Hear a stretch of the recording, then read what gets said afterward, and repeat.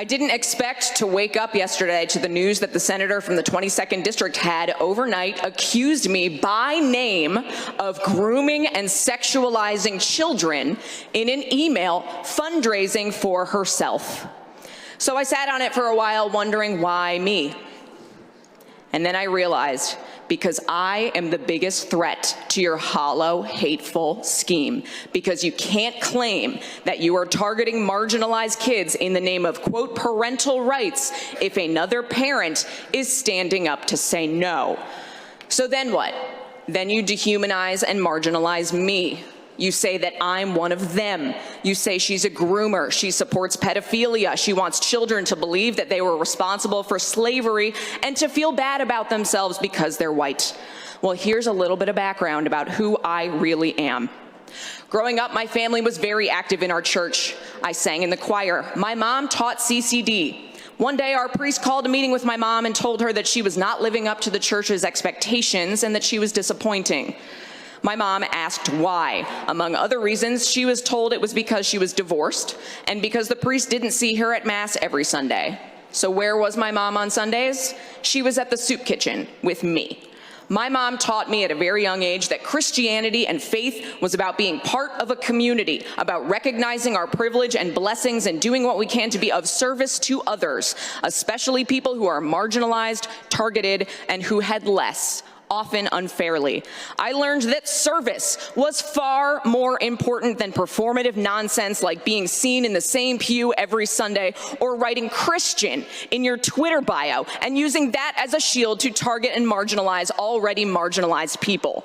I also stand on the shoulders of people like Father Ted Hesburgh, the longtime president of the University of Notre Dame, who was active in the civil rights movement, who recognized his power and privilege as a white man, a faith leader, and the head of an influential and well-respected institution, and who saw black people in this country being targeted and discriminated against and beaten, and reached out to lock arms with Dr. Martin Luther King Jr. when he was alive, when it was unpopular and risky, and marching alongside them to say, "We've got you," to offer protection and service and allyship to try to right the wrongs and fix injustice in the world. So who am I? I am a straight, white, Christian, married, suburban mom who knows that the very notion that learning about slavery or redlining or systemic racism somehow means that children are being taught to feel bad or hate themselves because they are white is absolute nonsense. No child alive today is responsible for slavery. No one in this room is responsible for slavery.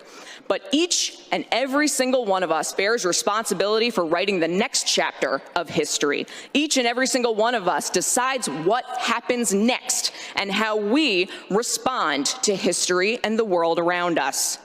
We are not responsible for the past. We also cannot change the past. We can't pretend that it didn't happen or deny people their very right to exist. I am a straight, white, Christian, married, suburban mom. I want my daughter to know that she is loved, supported, and seen for whoever she becomes. I want her to be curious, empathetic, and kind. People who are different are not the reason that our roads are in bad shape after decades of disinvestment, or that healthcare costs are too high, or that teachers are leaving the profession. I want every child in this state to feel seen, heard, and supported, not marginalized and targeted because they are not straight, white, and Christian. We cannot let hateful people tell you otherwise, to scapegoat and deflect from the fact that they are not doing anything to fix the real issues that impact people's lives. And I know that hate will only win if people like me stand by and let it happen. So I want to be very clear right now. Call me whatever you want. I hope you brought in a few dollars. I hope it made you sleep good last night. I know who I am. I know what faith and service means and what it calls for in this moment. We will not let hate win.